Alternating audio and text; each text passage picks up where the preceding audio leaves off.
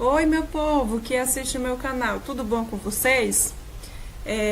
A semana passada não pude fazer vídeo, mas essa semana eu vou estar fazendo aí alguns vídeos falando sobre o processo gestacional, atenção à gestante, tipos de parto, pós-parto, tá? E também vou estar falando o meu testemunho, a minha experiência como gestante, né, e tudo mais, ok? O primeiro vídeo que eu vou estar trazendo aí vai ser sobre o processo gestacional e a atenção à gestante, que é o pré-natal. Vamos ver. O processo de gestação vai começar quando? A fecundação, né? Quando o espermatozoide vai se fundir com o óvulo para dar origem ao ovo, a célula que representa o início de um novo ser. Após 6 dias, esse embrião vai se fixar no endométrio, em um processo chamado de nidação, e a partir desse momento o embrião vai se desenvolver durante as 40 semanas até o nascimento. Ó, eu trouxe aí um gifzinho mostrando, né, aqui os espermatozoides entrando na vagina e aí chegando até o óvulo, e aqui mostrando ele conseguindo entrar nesse óvulo, tá bom? Para que ocorra a fecundação e a formação do zigoto. Certo? E trouxe aqui também um processo de nidação, onde já há essa divisão, né? Esse zigoto, ele começa a ter essa divisão, vão se dividindo, e aí ele vai se fixar dentro do útero, no endométrio, ok? Aí, ó, tá bom? Vamos lá, processo gestacional. As alterações observadas na gestação decorrem principalmente dos fatores hormonais e dos fatores mecânicos. Os sinais da gestação, os presuntivos, ou seja, que a gente presume que aquela mulher, né, aquela pessoa está grávida. Ela está sentindo enjoo, está com tontura e teve a interrupção da menstruação, ou seja, a menstruação ela começou a atrasar, essa pessoa começa a ficar enjoada, começa a ficar tonta, começa a ficar fraca e tal. Esses são os sinais presuntivos. Os sinais prováveis é quando a pessoa ela vai fazer o exame laboratorial, que é o beta-HCG. E também tem muita gente que faz aquele exame de urina, né? Que você faz a urina ali e aí espera um tempozinho e aparece os risquinhos lá. Ou os mais avançados têm um nome, né? Já aparece grávida. São sinais prováveis. Qual é a certeza que você pode dizer com certeza que você está grávida? É através da ultrassonografia. Então, você está enjoada, está tonta, teve um atraso na menstruação, aí você faz o exame de urina, ou se você já quiser, você já faz o beta-HCG, que é o exame de sangue, tá? Se deu positivo, provavelmente você está grávida, não quer dizer que esteja. Então, aí você já tem que ir fazer a ultrassonografia, que aí lá a ultrassonografia vai dizer quanto tempo tem, né, quantas semanas e tudo mais, ok? Aí vamos ver a formação dos anexos embrionários. A formação do quê? Da placenta, do cordão umbilical, da cavidade amniótica, os âmnios, o córion, a cavidade uterina e a parede uterina. Há toda essa transformação. No início da gestação, o que vai manter ali o bebezinho sendo nutrido e tudo vai ser o corpo lúteo, tá? No início da gestação. Depois de algumas semanas, aí é que há a formação da placenta e do cordão umbilical para que a nutrição venha passar para ele. E essa formação da bolsa, né, da cavidade amniótica, dos âmnios e tudo mais. A placenta ela vai ter origem no 2º mês da gestação, formada do tecido do útero e do embrião. Envolve a criança fazendo a comunicação entre ela e o organismo materno, entre a mãe, né? Sendo responsável pelas trocas entre o sangue da mãe e do filho.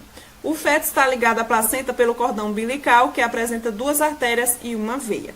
As artérias levam sangue venoso rico em gás carbônico e em excretas do corpo do feto para a placenta, onde vão ser eliminados, e na placenta ocorrerá a captura de gás oxigênio e de nutrientes do sangue da mãe, retornando para o feto.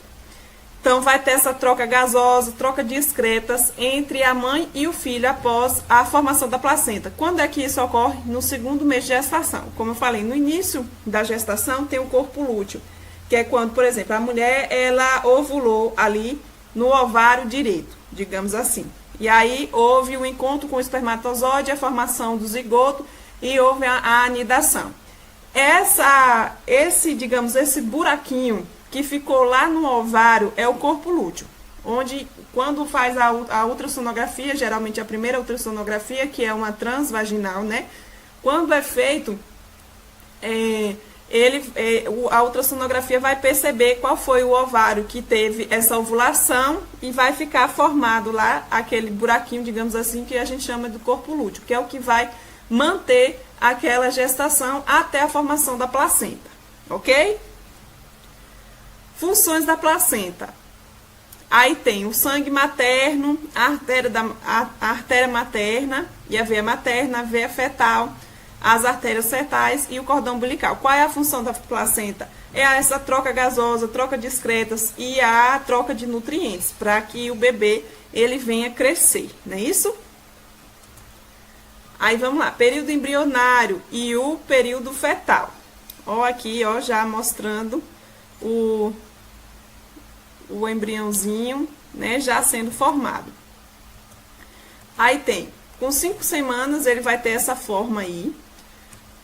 Com 6, dessa forma. 7.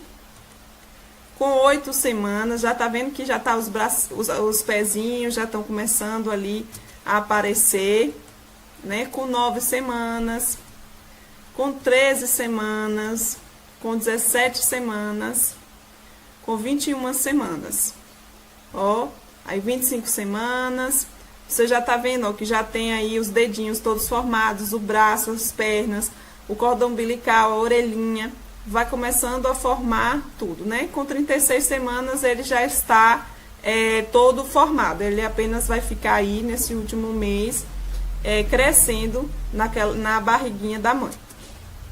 Aí eu trouxe esse GIF mostrando as divisões celulares e a formação aí desse embrião. Tá vendo? O primeiro parece um feijãozinho, digamos assim, e aí ele vai, ó, aparecendo os bracinhos, as perninhas, o olhinho, a orelhinha, tudo mais. Quais são as alterações que ocorrem na gestação? As alterações no sistema cardiovascular. O coração vai ser deslocado para cima, devido ao volume do útero. De acordo com que o útero vai crescendo aqui, o coração ele vai ser deslocado um pouco para cima. O volume sanguíneo vai aumentar em 30%. O aumento da circulação da aorta também em cerca de 50%, para que tenha maior oxigenação, né, para o bebê.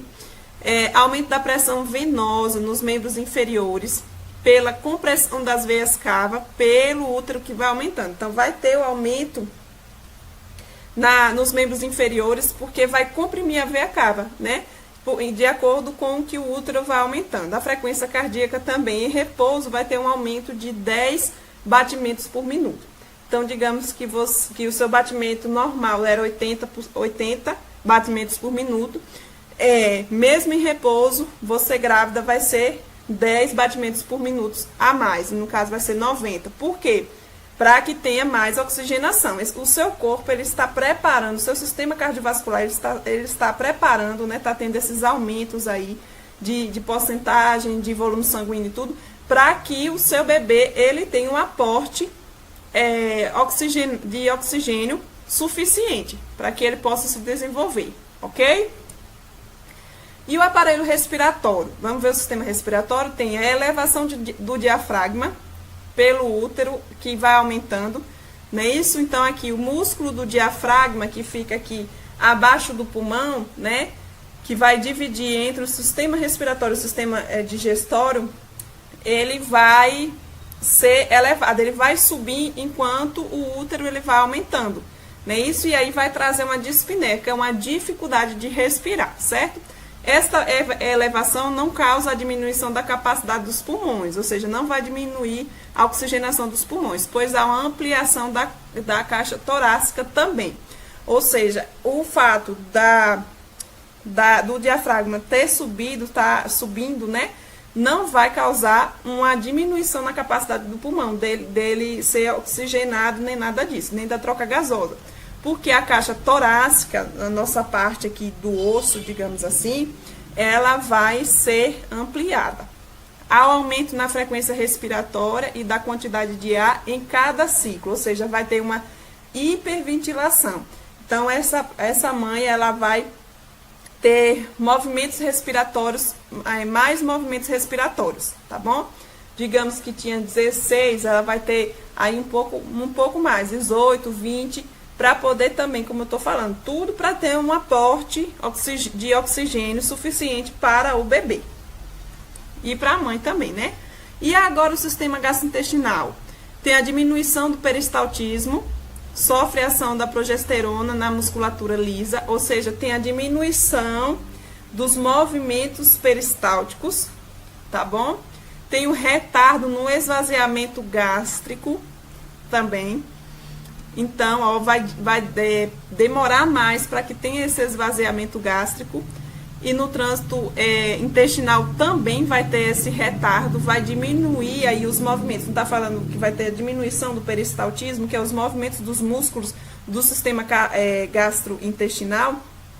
Então, também vai diminuir, vai retardar mais o trânsito intestinal e o esvaziamento do sistema gástrico. A digestão vai demorar um pouquinho mais. Isso causa a náusea, que é o enjoo, e a constipação, que é, digamos assim, a prisão de ventre, né? Às vezes tem um refluxo do conteúdo gástrico, que aí no caso vai ser a azia. Realmente tem aí, né, azia. Pirose quer dizer azia, que é esse refluxo gástrico aí. O aparelho urinário, o sistema urinário, o que é que acontece? Há o aumento no fluxo do sanguíneo aos rins, 50% de filtração, e a musculatura lisa dos ureteres sofre uma ação da progesterona, ou seja, tem uma dilatação. Então, o quê? Vai ter um aumento na filtração aí, né? Porque tem um aumento do volume sanguíneo, né, nesse corpo, como a gente viu lá na alteração do sistema cardiovascular. Tem um aumento aí sanguíneo. E aí vai ter o aumento da filtração dos rins e vai ter a dilatação aí através da progesterona da musculatura dos ureteres. Aí, por isso que a pessoa, a mãe, ela fica com aquela vontade de urinar. Até porque também, de urinar bastante, né? Até porque também, quando a barriga vai crescendo, ela vai pesando mais um pouco na bexiga e dá mais vontade de urinar. O aparelho genital, o sistema genital aí, vai ter hiperplasia e hipertrofia de todo o aparelho reprodutor feminino, ou seja, vai ter o aumento de todo o aparelho reprodutor feminino. Ó, hiperplasia, aumento na multiplicação das células dos tecidos, e hipertrofia, aumento no volume de um órgão ou uma parte, tá bom? Aí o útero, o que é que vai acontecer? Vai aumentar 4 vezes de comprimento e cerca de 1 kg. Alongamento e engrossamento das fibras musculares. O colo uterino vai amolecer, preparando-se para a dilatação no final da gestação, que isso é a progesterona que vai causar, né? O aumento da vascularização e o epitélio vaginal, tornando-se mais distensível para o parto. Então, vai ter maior vascularização ali naquele lugar e vai ficar distendido, ou seja, aumentado, para tudo preparando para o parto, né? Sinal de Chadwick, genitália rósea, a violácea, então ela vai ficar mais rosa. Por quê? Por causa do aumento da vascularização, tá? Hiperatividade das glândulas endocervicais, maior produção de secreção mucosa. Tudo isso aqui preparando para o parto e também para ter o melhor desenvolvimento do bebê. A pele, como é que fica? Tem uma hiperpigmentação, a linha negra, monte de Vênus ao umbigo, auréola também mamária e cloasmas. Então vai ter essa pigmentação, vai aumentar a cor, digamos, o pigmento daquela pele. na linha ali da barriga, do umbigo e na auréola mamária, tá? Vai ter hipertrofia do córtex das glândulas suprarrenais, vai ter aumento das glândulas suprarrenais, hiperatividade das glândulas sudoríparas, sebáceas e dos folículos pilosos. Então, vai ter aí esse aumento, né, do suor e tudo mais, lanugem. Pode surgir estrias nas mamas, no abdômen, nas nádegas, estiramento da pele, por causa do estiramento da pele. Tem pode ter essa estria, porque a mama ela vai crescer, né? O abdômen vai crescer também, as nádegas, no caso, porque a questão da pelve, né? Ela vai como é que fala? Vai se alargar mais, né? O quadril da mulher, ela vai se alargar mais, e aí vai causar essas estrias aí na mama, por causa do aumento, no abdômen por causa da barriga que vai aumentando, nas nádegas por causa do aumento do quadril. Alterações hematológicas também, que aí no caso, os leucócitos, que são as nossas células de defesa, vão aumentar, vão se elevar, né, de 6 a 12 mil, e no parto vão aumentar a 25 mil. Tudo tentando proteger o nosso corpo, né, para que tenha esse desenvolvimento do bebê. Aqui, ó, a estria na barriga, né, e a linha negra aqui, ó, no umbigo, certo? As mamas, o que é que acontece nas mamas? As auréolas vão se alargar e vão ficar mais pigmentadas, que é a hiperpigmentação. Tubérculos de Montgomery, as glândulas sebáceas hipertrofiadas, a hipertrofia dos alvéolos no segundo mês. Os mamilos vai ter o aumento no tamanho e vão ficar mais pigmentados e mais eréteis, mais retos, né? O colostro, no segundo trimestre, pode começar a aparecer aí no 6º mês, 7º mês, tal, ou seja, no final do segundo trimestre para o início do 3º trimestre, tá? Hipersensibilidade das mamas, vai ficar dolorosa e tal, por causa do aumento, né, da mama. Tubérculos de Montgomery, são esses aqui, ó, começa a ter, ó, esse aumento aqui. Ó como é que fica, cheio de vascularização aqui, ó. Tá bem mais escuro, né? Fica mais escuro e pigmentado a auréola, tá? E o bico, ele fica erétil, né? Mais elevado.